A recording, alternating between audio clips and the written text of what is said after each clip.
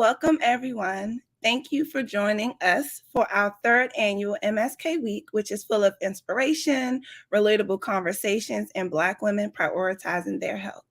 I hope you have enjoyed our virtual panels thus far, featuring amazing Black women who love what they do, but not at the expense of their own health.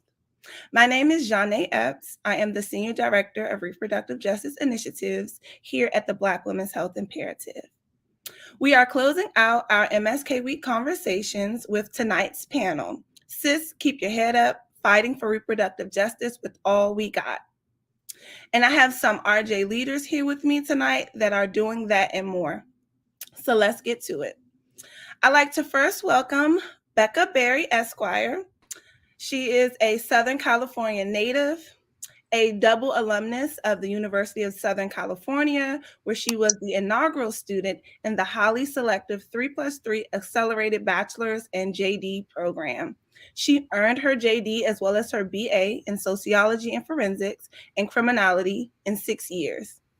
Becca Berry has been practicing law for the last 6 years in the nonprofit sphere and has dedicated her life and career to validating, supporting, and representing survivors of complex trauma.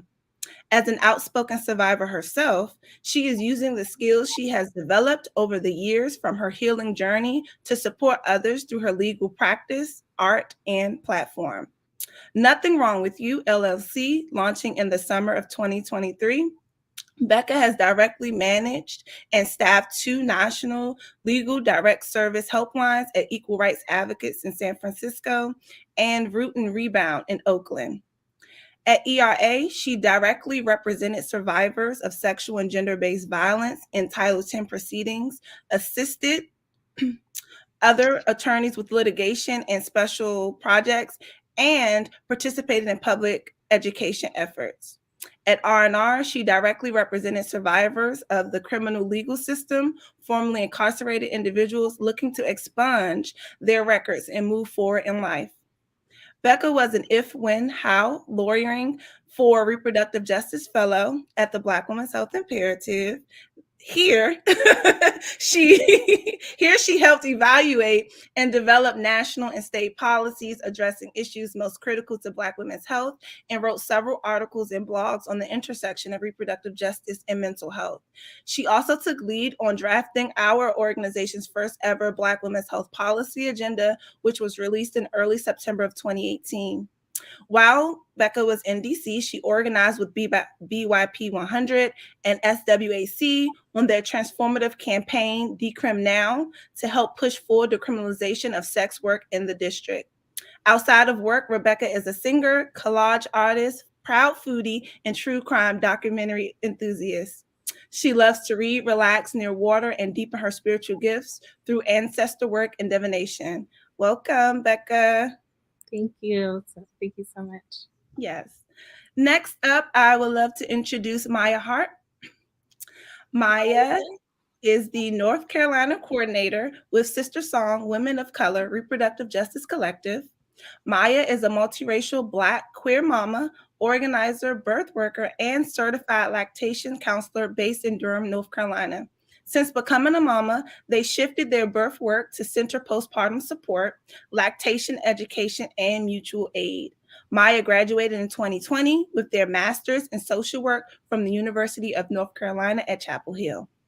In 2021, Maya started Diapers for Black Durham, a mutual aid fund providing free diapers and wipes for Black families across Durham County. Welcome, Maya. Thank you. Thanks for having me. Of course. Next up, we have Yemi Kambahi. Hey, Yemi. Yemi is a Black queer femme liberation strategist, abortion advocate, and reproductive justice organizer. Yemi is currently the Constellations Hive organizer at Black Feminist Future, where she builds Black feminist power for reproductive justice. She has a background in intimate partner violence, advocacy, and local abortion policy advocacy. Yemi also has roots as a bookseller for the South's oldest feminist independent bookstore, Shari's Books and More. Yemi began her career in abortion advocacy at an abortion clinic in Atlanta, Georgia. Yemi began her interest in liberation work as a comparative women's studies major at Spelman College. Yemi also works as a full spectrum doula, supporting marginalized folks through their reproductive journeys. Welcome, Yemi. Thank you so much for having me. Of course. And last but certainly not least, we have Bria Johnson. Bria is a cultural worker, organizer, and writer. Her work looks at Black health, reproductive justice, care ethics, and Black feminisms. She is also an abortion doula and RJ trainer. Welcome, Bria. Hi. Perfect. Okay, so we have everyone. So before we jump into our discussion this evening, I want us to think about what we need in this current moment, what we've needed all day today. So folks in the audience can participate in this as well. So as you see, Anee's wheel has popped up on the screen, and I'd like everyone to pick a word or two that reflects what you need today or what you need right now. I'll give folks about 30 seconds and would love for each of you to name what you need tonight.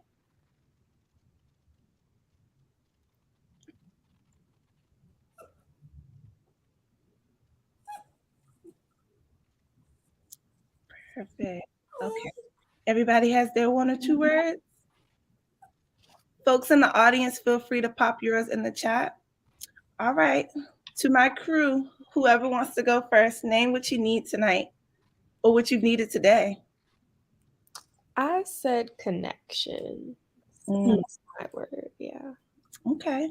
Connection. I definitely went with inspiration. Okay. Connection, inspiration. Love that. Yeah, I put authenticity and empathy.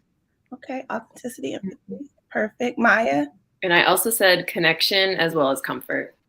Love that. Yes. And I put flexibility and creativity. So let me see what folks are saying in the comments, what they need. Okay, folks haven't shared just yet, but that's okay. I hope that this conversation and other folks who care and support you will assist you in meeting your needs that you named just now. So I hope everyone feels grounded in that before we get into this conversation. All right. So y'all, this conversation is, it's going to be easy, but we're going to cover a lot. So to get us started, I dare say that over 90% of us that are a part of the reproductive justice movement have come to it because of personal experience at some point. Many of us have found a way to weave together our personal experiences with our professional lives, which often is the pathway to fulfillment for us.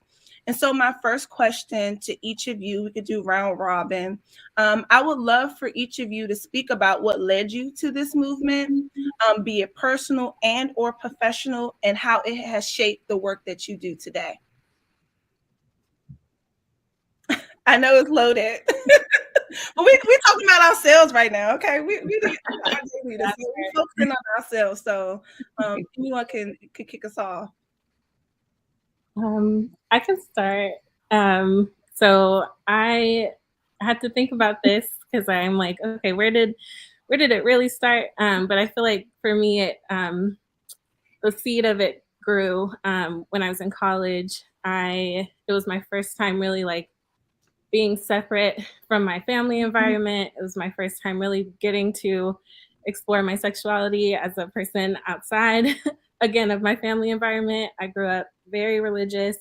My father is a Baptist preacher. My mom's a like very proud first lady. And as you can imagine, my introduction to sex and my introduction to like sex education in general was very limited, was very shame filled. And so I had to really explore this. I felt like kind of on my own.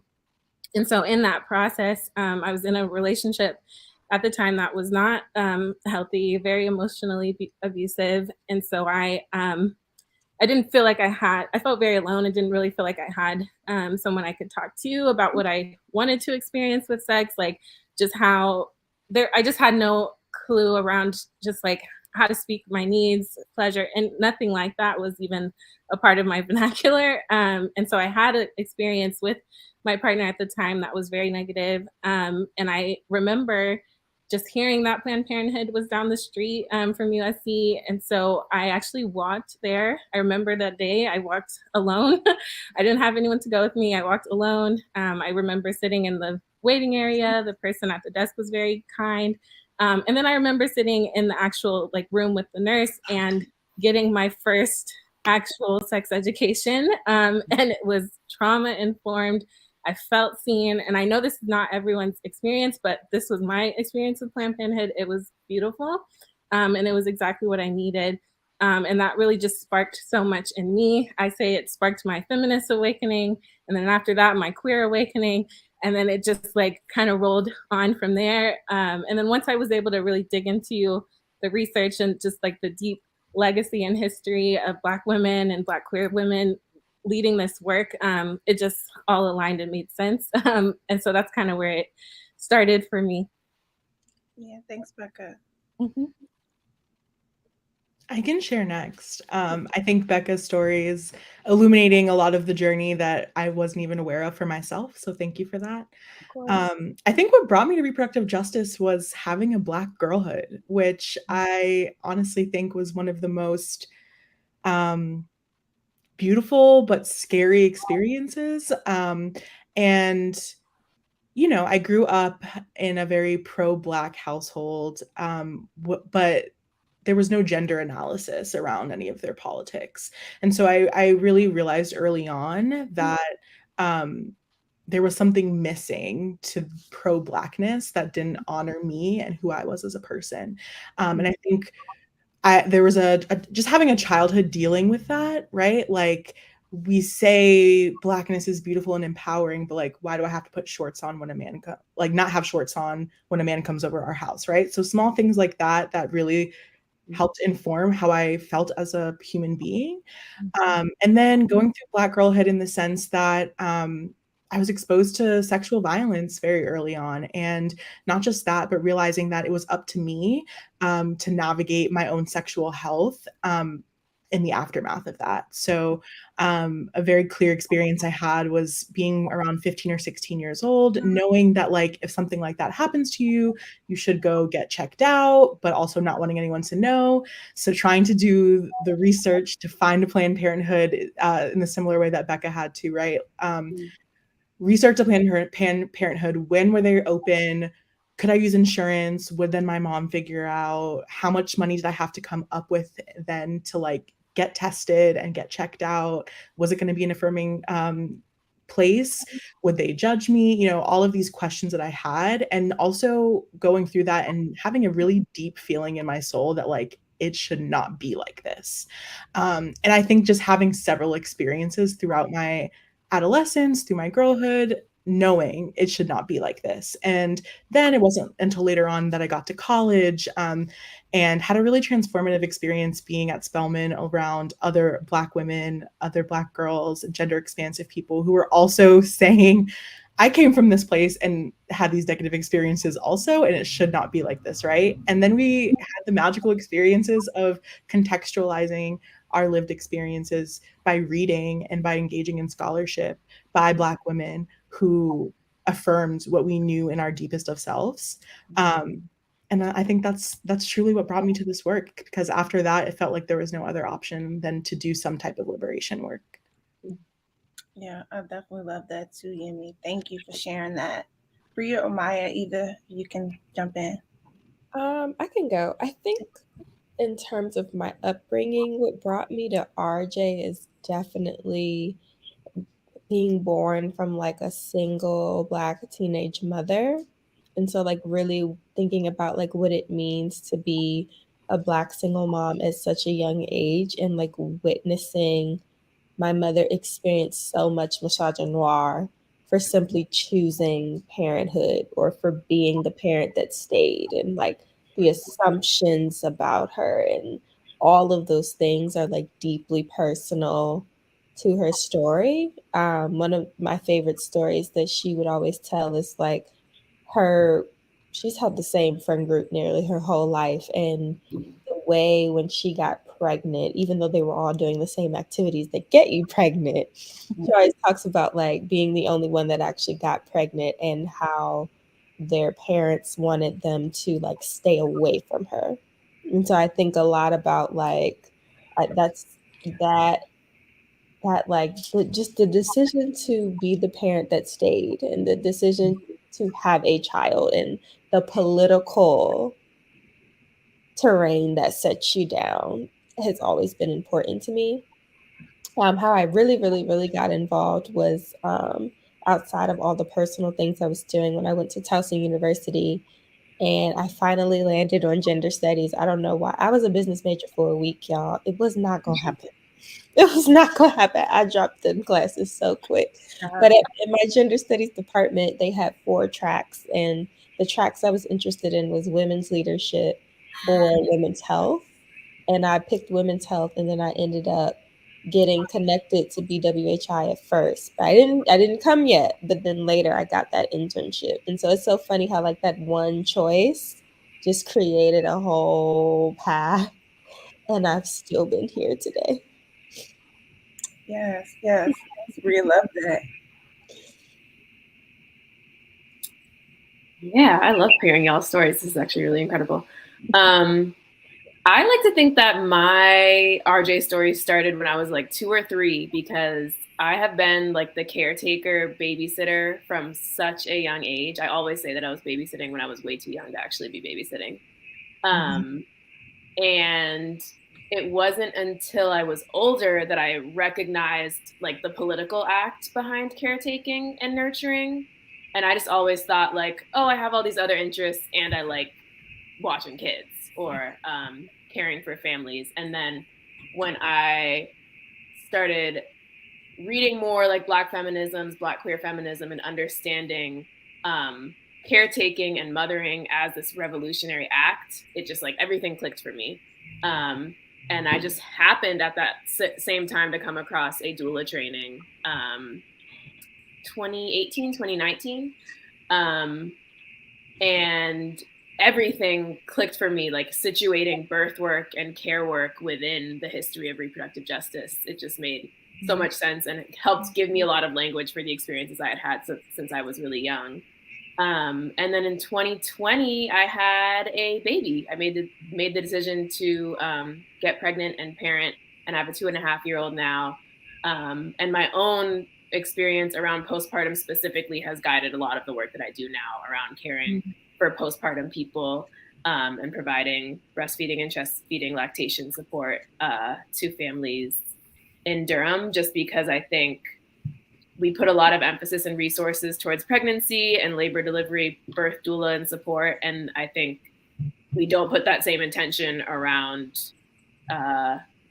people who are postpartum. And I missed, especially having my first child in COVID, like deeply craved and missed the connection to other parents and families. And that's still something that I'm navigating and grieving not having that. So I work really hard to create connection and space for new parents. Yeah, love that. Yes. So I'll jump into talk about how I came to this work. Similar, watching everybody name mama kids, having the family is like, so nobody knows what's going on. Okay, great. But I was young when I started to have reproductive health issues, also having asthma and chronic issues and trying to navigate that. And then also deciding, when I was in high school, before I was going to have sex, right? Because I had some level of sex education. It wasn't great, but I knew that if I didn't want to have a child, I probably should get birth control. And I remember making that decision at 17 and sharing that with my dad and thinking he was going to kill me. But he was like, I'm proud of you. You're making informed decisions. I'm like, okay. So at that moment, I knew, I'm like, okay, great. 1 pill a day, keep the kids away. I say that a lot, y'all. It's like my tagline. But it was real because I knew that I was making those decisions as a teen. Because I had issues with cysts and things like that and having to have surgeries and having to advocate for myself. At the moment, I didn't know what it was being connected to. But then those connections started to make sense, right? When I decided to be the first person in my family to go to college. And I really didn't see the impact of reproductive justice until I was in my last semester of undergrad, and my mom passed prematurely, early 40s. And her passing left behind my younger brother, who was then 6 years old at the time. And then at 22, although I had not birthed my own child because one people they keep the kids away, but there I was, 22, with a 6-year-old that I had to nurture, care for, and raise. And during my last semester, that child, okay, he's almost 15, y'all. Continue to keep me in support. But it wasn't until at that time I knew that I wanted to focus on Black people. I wanted to focus on chronic disease prevention. And then I got my internship to come to the Black Women's Health Imperative in 2015. And that's when I was introduced to the terms lived experience and reproductive justice. And then I started to see like my life flash before my eyes, and like all the dots starting to connect to say like, oh wow, girl, you've been a part of this. Like now it's making sense for you. So I think for all of us, having those personal experiences and just seeing how the world works, how our families work, and the resources and the experience that we had, and then now how that translate over into the work that we're doing, which is so powerful, because I definitely believe that lived experience is definitely centered in the work that we do. So thank you all for sharing about how you came to this work. And so knowing that we're all in this, and we come to the movement, and we're also in this time right now where we're all experiencing some type of hardships of being denied our access to our reproductive rights, right? We're all fighting stuff on every side. So I want each of you to kind of share what it's like to be in the movement right now, and rooted in this work, but then and also to experience some of these things personally, if you are, especially given the current landscape that we're in regarding reproductive health rights and justice. I know these are all loaded questions, y'all. I can start us off. I think being in this movement right now is obviously heartbreaking and exhausting. I think everyone can say that after the last 2 years, especially. I think it's hard to watch the state over and over again tell us that we don't matter, that we don't have access to basic human rights, that won't be acknowledged. And as hard as that is to navigate, I do think, though, that there are some really incredible moments of being in this work that are full of opportunities to be really creative and to just harness the power of people, right? Of the people. And I think that's what keeps me in this movement. As hard as it is to watch abortion rights be stripped away, there is this incredible site of possibility for us, especially as Black folks, to build communities of resistance that don't involve the state, that don't involve the medical industrial complex, right? And I think those are the projects that I'm most interested in working on. Those are the trainings I love doing the most, is really helping to build those communities, because I think that is what, to me, our future is going to look like. And as scary as that is, I think it's incredible that we have this opportunity to shape a world that we probably haven't ever experienced before. Yeah, definitely agree with that, Yemi. Other folks? Yeah, I think I'd just say it's just a time where you have to constantly remind yourself that it really is a marathon. We are just in one portion of a very, very long ancient fight, and so I feel strongly that reminding yourself about the pacing of it and knowing like what the ebbs and flow are, especially a lot of us who were there during the Trump administration, like when that first went down, and just like how everyone doubled down, and I feel like people really like overextended themselves in a way. I know I did, and so I'm actually feeling like because of what I did then, like I'm in a time of rest. I'm in a time of pulling back. I'm in a time of reflecting. Like, what am I learning? What do I want for the world in the future? Like, I really do feel like we all have our ebbs and flows. And right now I'm going to sit back and rest and see what's next. So, yeah. I love that. Yes, resting period. This question can go so many ways. I definitely think it has its moments where it can be heartbreaking for sure. I don't think in my time as an organizer or cultural worker, I don't think there's been any other issue that has made the type of demands out of me or stretched me in the ways that RJ has. And I think that's because it's so personal too, that makes it even more of a stretch or of a demand. But I posted on my story, like, because Instagram reminded me that a protest we did when Roe fell was this week of last year, and I was like astonished that it has been even a year. And like my brain, like the chaos, just the way it's been something every week. Someone needs something every week. Like, I don't think we have truly fully understood the demand that this has put on our bodies. And I think the only thing that sustains me is the RJ community. Like, there are times when I can only be around us because when the world is, I don't want to say falling apart, but like when you understand like what's happening, especially to like women and gender marginalized people, there's just a way that you can't be around people who don't feel the urgency of this moment. And so I think it can be very isolating as well. But like Gemi was saying, there is beauty in it, there is creation in it. You get closer, especially being an abortion doula. It's like, this is such an intimate thing. We got to get to know each other in this work. So you do meet really wonderful people.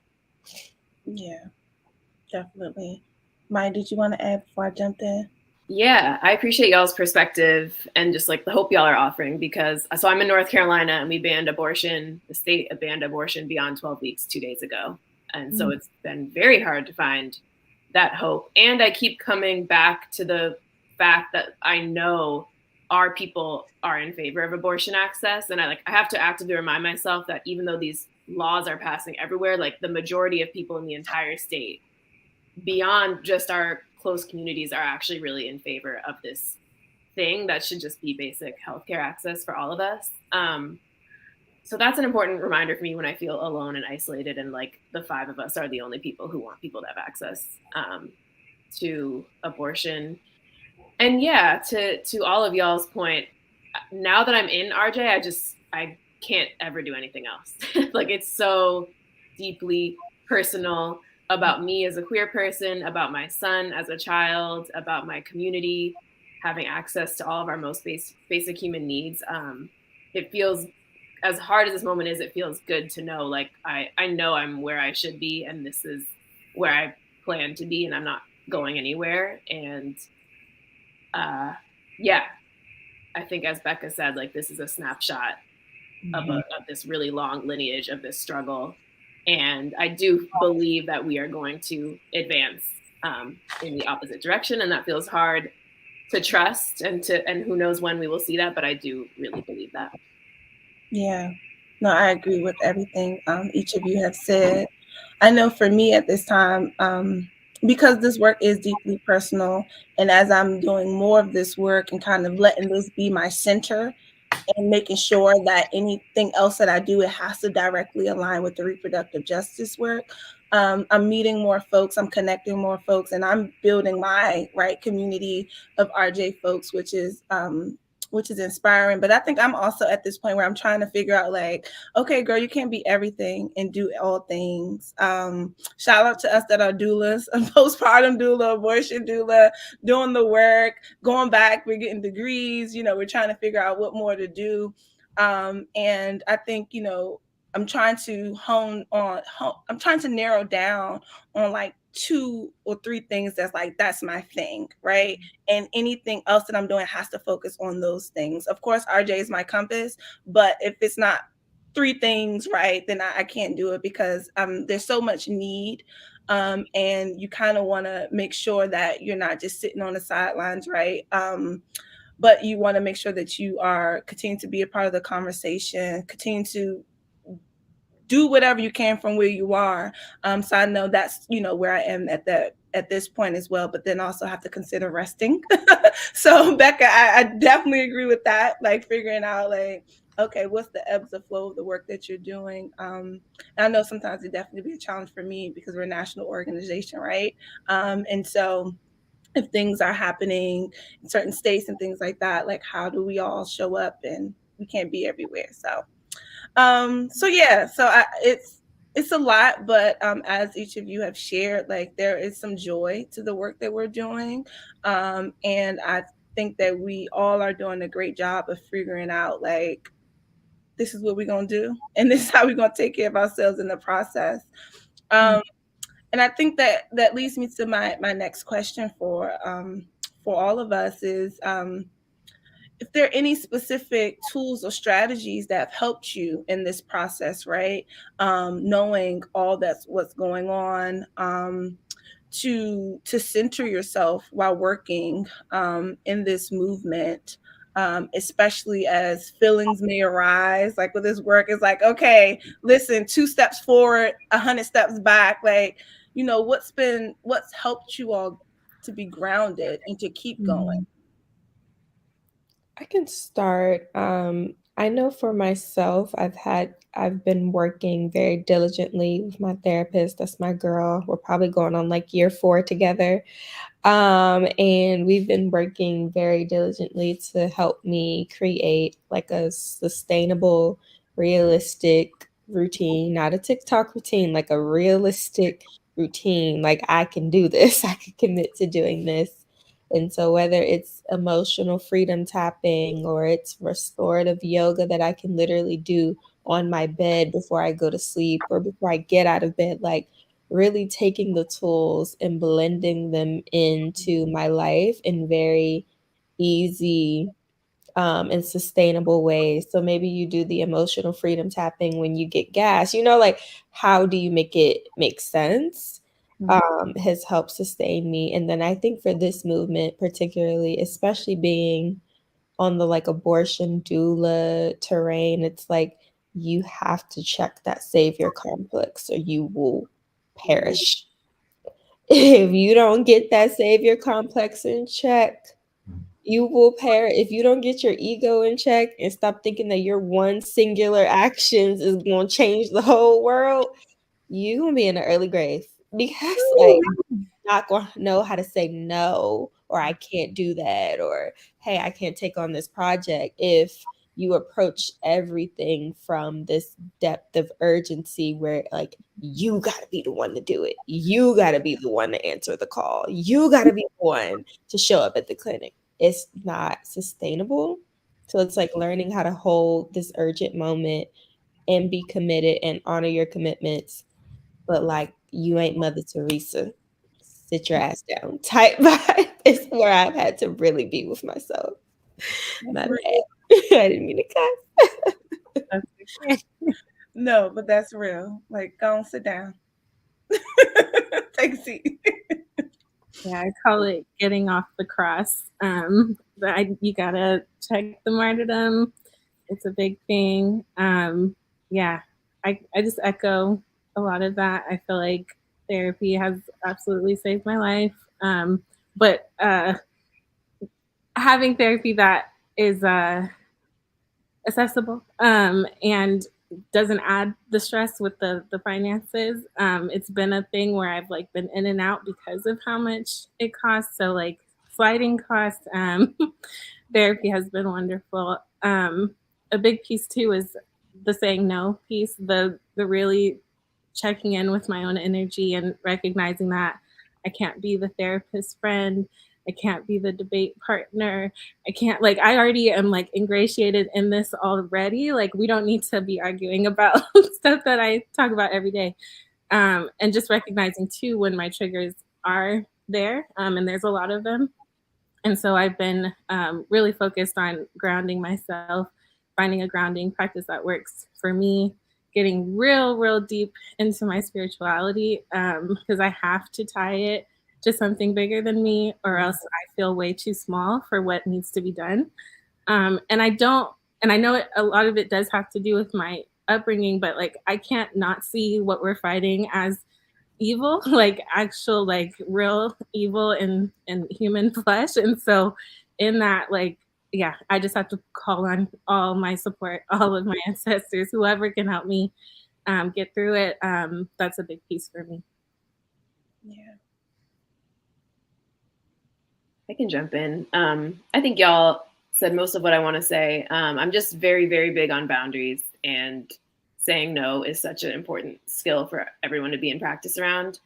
And I just work really hard to commit to things that I'm excited about, like feel energized around, and know that I have the capacity to do well. Of course, not sometimes you're just gonna have to get done whatever needs to get done. But when it's something that's like optional, or I'm just thinking about if it's something I want to take on or not, I really make sure it's something that is important and that I am just feeling excited and energized around. Yeah. Someone told me to feel free to say no. I said no. I said it with the quickness. So as soon as I see the feel free, I'm like, all right, that's my out. Go on. No. I know that's something that I try to stick to. Like as soon as you give me that out, I'm out, because I'll try to do everything and be everything. And sometimes I have hard times, setting those boundaries and things like that. But as soon as you say feel free to say no, honey, I'm saying no. And there's so much of like recreating the wheel too. Like we don't need to be doing the things that actually already exist. Right. We can be supporting the efforts that already exist rather than starting the next thing. Agree on that too. Y'all have given me such good nuggets for myself to use. I think for me, and especially in this moment, a lot of my self-care has looked like developing an identity outside of this work, which I've noticed a lot of folks don't have, and it doesn't look good on them. And I definitely don't want to be that one person who, like, my whole identity, self-worth is wrapped up in whether this campaign succeeds or not, or whether this right is given by the state or not. It's not sustainable. It's not healthy. It's not a way to live. And so I've been really focusing on like pouring into my creative outlets, making sure that my home is beautiful and feels like a nest and a space that I want to come back to, and a place I want to decompress. Being a good community member, which has definitely allowed my work to flourish in and of itself. And so, yeah, really discovering who I am and what I like, what I don't like, and not focusing so much on my work to give me a sense of worth or contribution, and really leaning into the statement that like I'm inherently valuable, right? Like I don't have to do anything or be anything to deserve all the good things that life can offer, but also realizing that if I want the world to be better, if I want my experiences to be better and those who come after me to experience the world better, then I have this obligation to pour into this movement, but not before I pour into myself. Mm-hmm. I also will end with saying, I am a really big believer in that, like, your burnout work is bad. Like, it's not good. It doesn't really serve the movement in the way that I think a lot of people think it does. And so I really believe that when you take the time to nourish yourself and care for yourself, your work flourishes. It is better. It is just, it shines and it's more effective. Yeah, so we shouldn't tolerate work that comes from a place of burnout in the first place. Mm-hmm. Period. As soon as I saw all these names in the email, I said, "I line up." Let's Period. Okay. Had to let them know. You know how to put together a good list, a heavy list for the folks. Okay. But I love everything that each of you have shared. Definitely some gems for folks that are out there. You definitely have to consider all these things as you're doing this work, because we got to be here to make sure and to see it through. And then if we're not the ones to see it through, then we got to make sure the folks that are coming behind us can do it in their full selves and at their full capacity as well. So I want to say some RJ too. My bad. say it again, Bria. We want some RJ too. Clearly, Hey, Baldwin. So I would love for each of us to speak about a time when we felt a deep connection or a sense of fulfillment in our work, and what made that moment special. I think I'll jump in and start. I think a time is when I get to do things like this, like MSK Week. This is our third annual week, and it was just something that came up in my mind. I was like, I wanted to bring folks together to talk about some of the priority areas that we have for our programming, specifically to young Black women aged 18 to 30. And again, we're on our third one, and this just brings me so much joy when I can bring folks together, right? Like hearing Bria say, like when she saw the lineup for the email, that brings me joy, because that makes me know that I am keeping folks in mind and thinking about the right people to be in conversation with and community with to do this work with. And so it's definitely bringing me joy to be able to meet folks, collaborate, hey, can you come in and be an SME for me in this project, speak to this group. It's just really brought a deep fulfillment to me in this work. So yeah. Mm-hmm. Good question. I'll jump in, and I'm wondering if the other doulas on this call feel that way, but I think doing doula work for me is so restorative to my soul, and not just like doula work, but just direct service work in general. It grounds me in my work, and it's like, okay, I can be organizing, I can be in RJ spaces all day, but when I get to sit with like a pregnant person and really talk to them and see them, and they see me back, and we just have a flow, that really grounds me in like, okay, this is why I'm doing this work. This is the moment that is filling me up. And I think that is so beautiful, especially when you're working with clients that look like you, that have been through similar experiences as you, when you're supporting those folks through their reproductive journeys. It is a chance to be a part of their healing journey, but in the weirdest of ways, it also helps me process my own stuff. And yeah, you know how they say, like, be who you needed when you were a kid. I think I try to do that in my doula work, right? Like when I was going through this process, this is what I needed. And yeah, I just think that's a really great organizing principle, and something that really, at the end of the day, helps me feel like, wow, I really like connected with somebody. I was able to help them contextualize their experiences and help them realize that no, it actually wasn't you in this situation. It was this whole system that is hell-bent on thinking you're irresponsible or unhealthy or whatever, right? And allowing folks to kind of become radicalized through their processes. And so that gives me an amount of like joy, and those are the moments that make me keep coming back to this movement, even when shit gets really, really bad. I love that. I think for me, it's the teaching and the training is where I feel the most joy. So I feel the most joy when I get to build the RJ curriculum and like teach it, especially to young people. Like those moments where I get to teach something that was taught to me, and like that one person that's like, I never knew this, or this has changed everything for me. Like those types of feedback moments, I think, make all the stress worth it, because I think that's like a knowledge intervention that is so needed. And just being able to teach the writers or the work of the practitioners who helped change my life is where I feel the most nourished. I feel the most nourished in like the learning spaces for sure.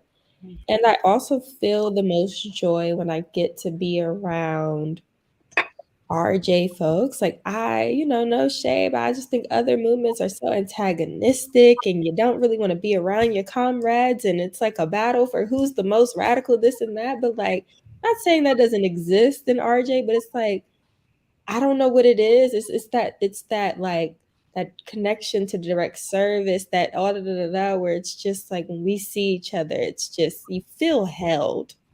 You feel so held.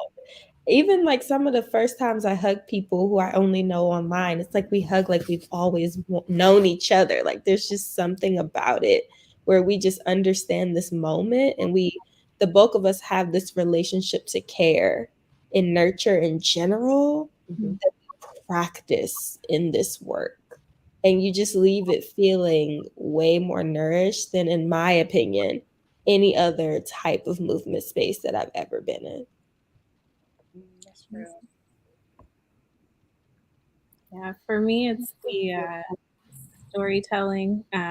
It's the getting to lift up like real experiences that haven't been told. When I was working at BWHI, I remember we were doing work around preventative care and the ACA and trying to protect that. And we got deep into like the different cancers and how they're preventative and what to do with it. And it made me think about my grandmother on my dad's side, who I'd never met. And I just remember him talking about, like she passed from this cancer. I think it was colon cancer. Well, I went back. I went to ask my aunt, who's actually the only woman in the 6 kids that my grandma had. And she said, actually, she died of cervical cancer.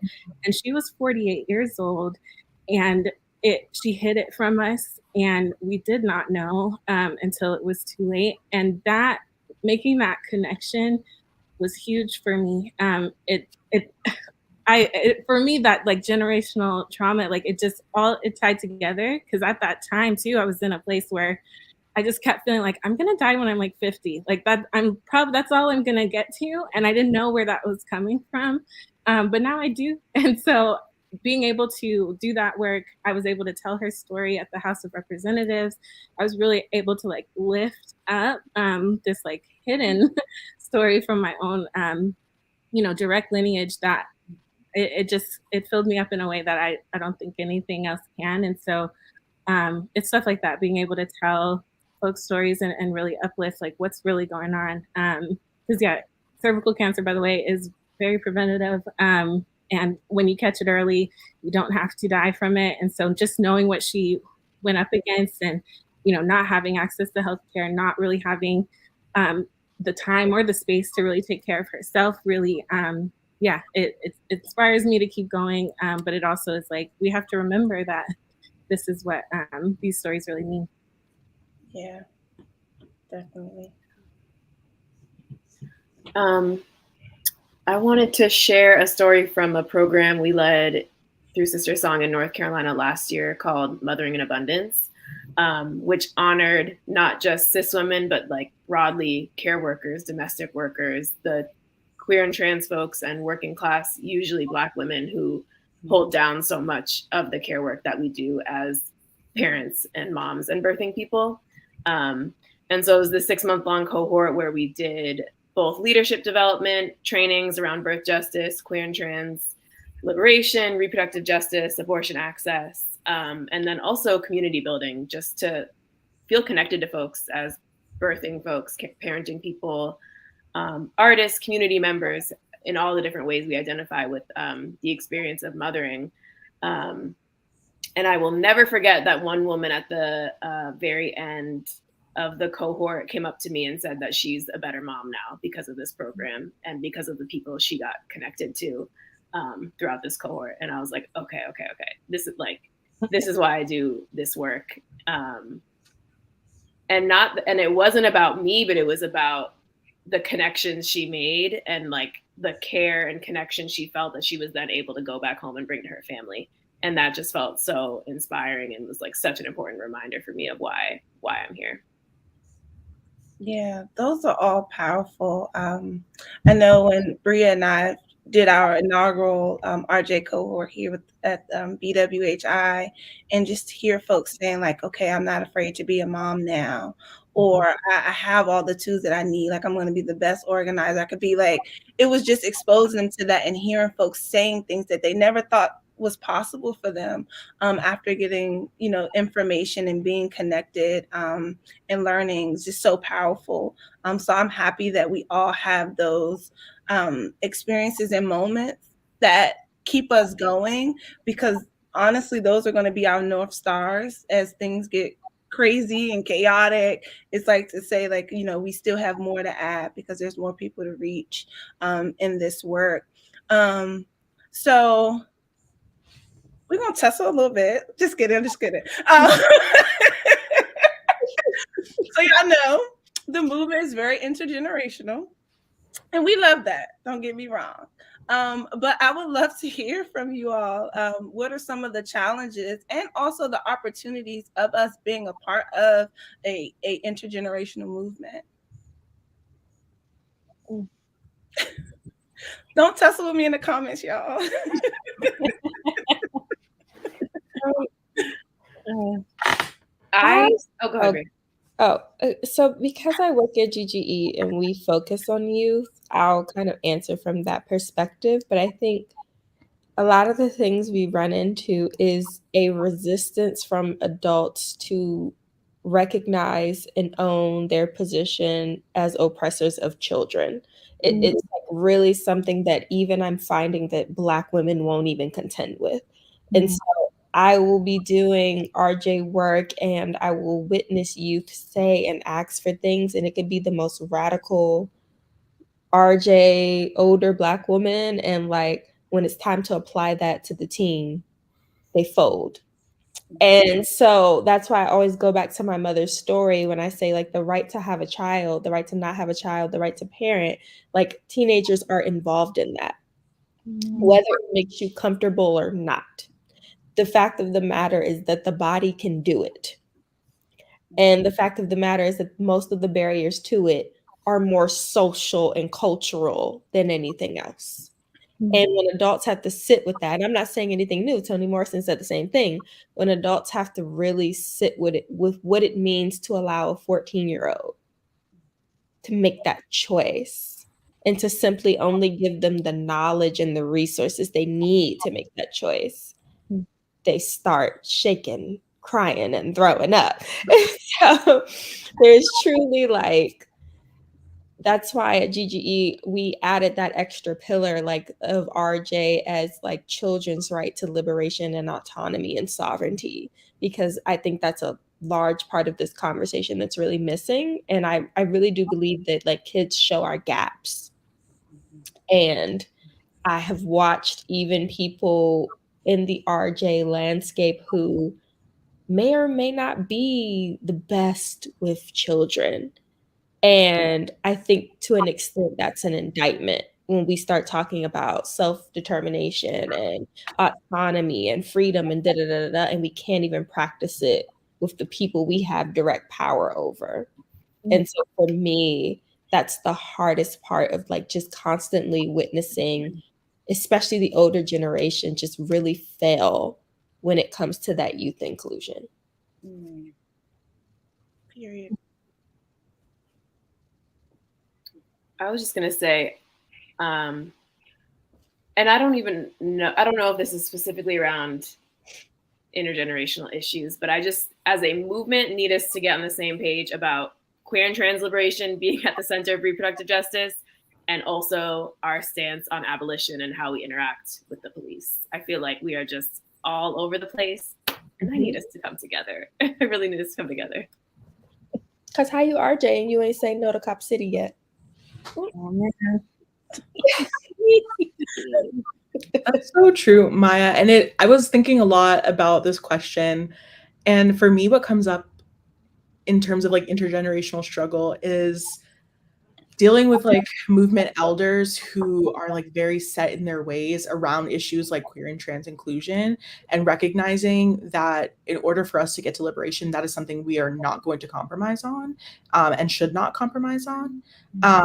but also having this really deep belief in abolition and in calling people in and in not creating communities where people are easily disposed of. And that is a tension for me, because you're not going to come into a space and dead name people and use incorrect pronouns and act like trans women are a threat to your own womanhood. But also, I don't believe in disposing of you in a way that doesn't give you a chance to come back in the room a different time and do better, and to be held by in deep like love and accountability by the people that are nearest to you.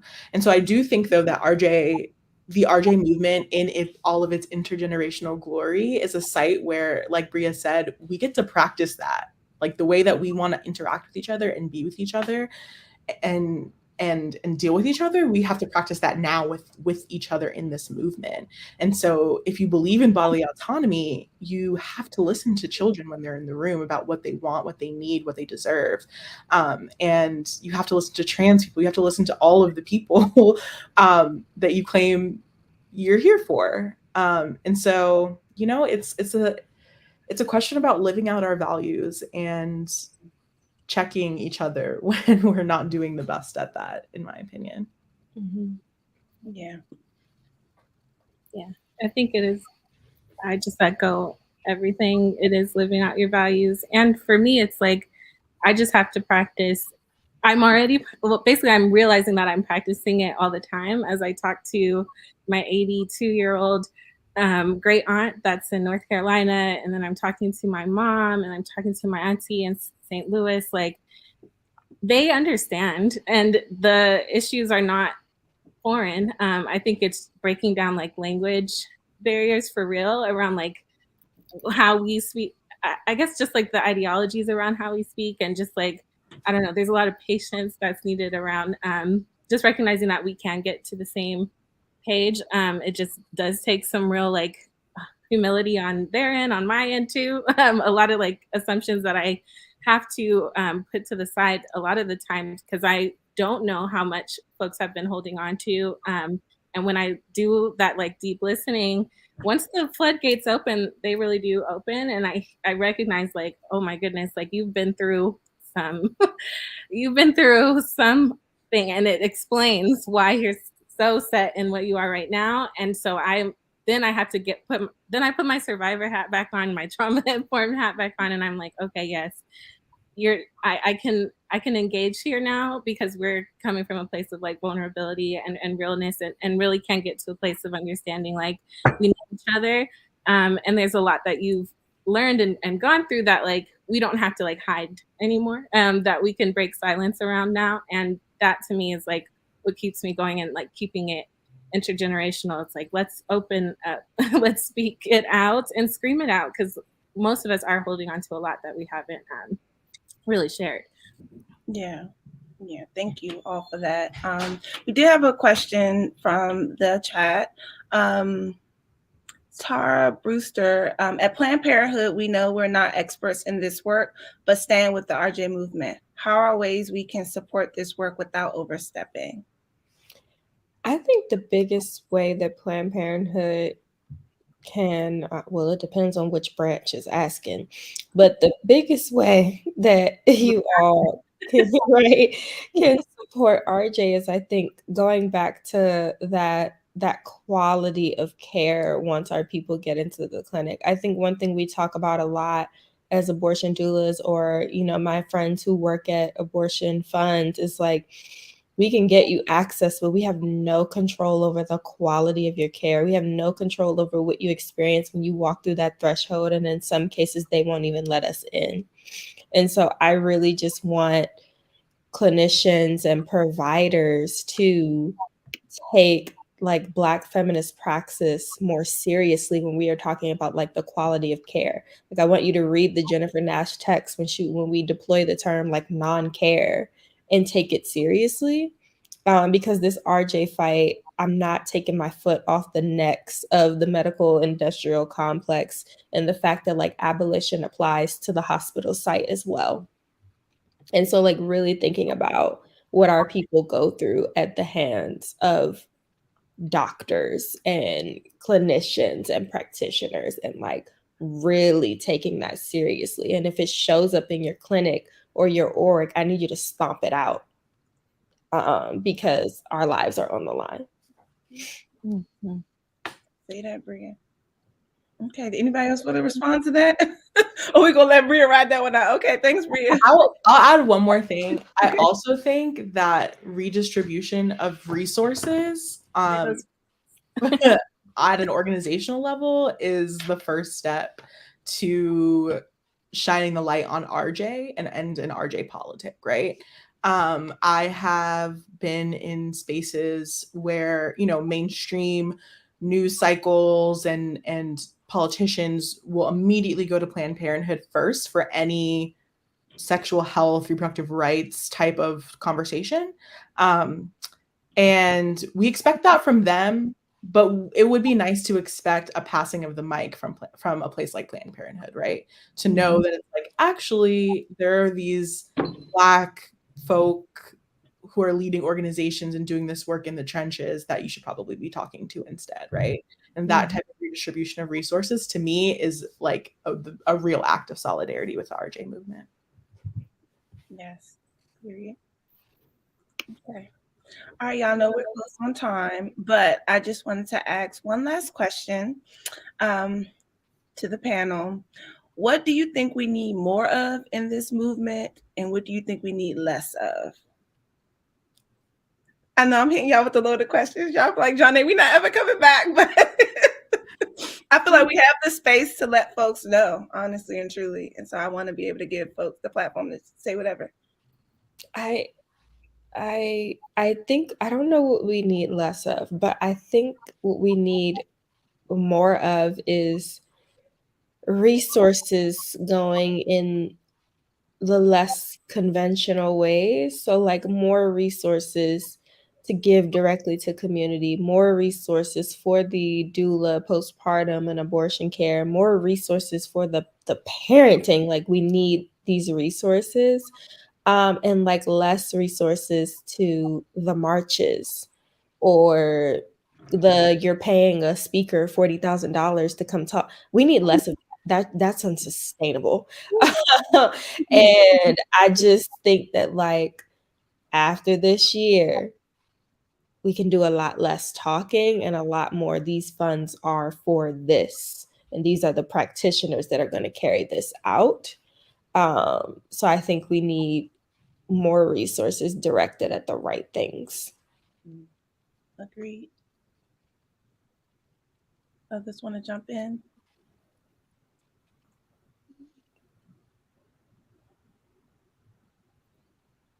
I'll say we need more creativity.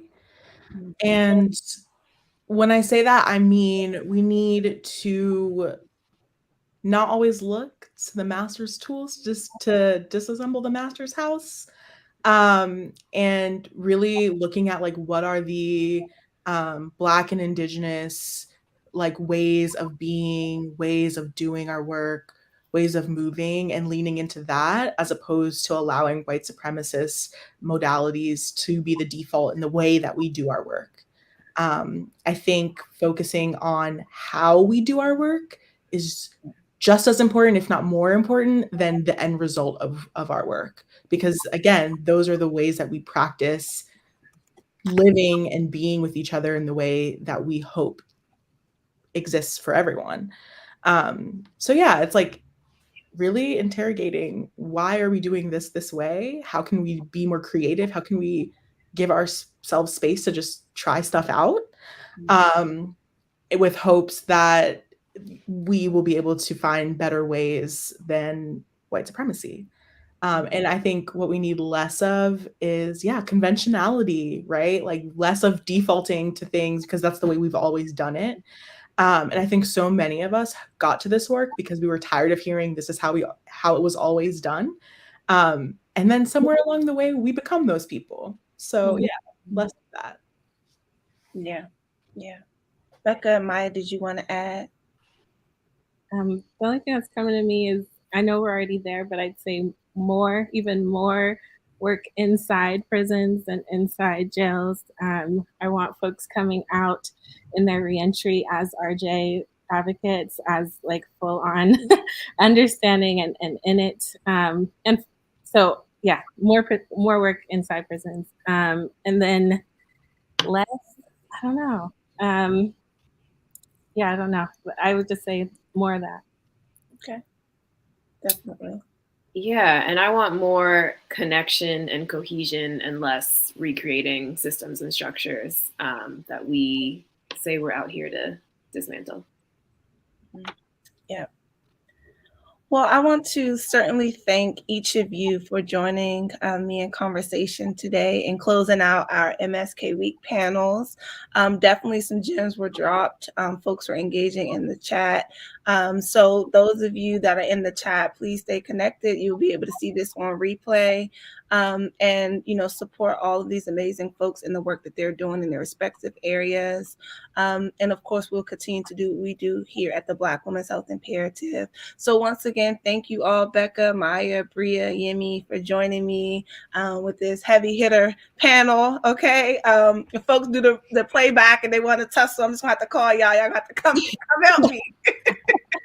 Come help me. But I think everything that was said is nothing but the truth, and I think folks would just honor the thoughts that we've shared here today. So thank you all. Thank you all for being here. Thanks to the folks in the audience for engaging with us. And that's all from us. Bye, y'all. Bye. Thank you. Thank you.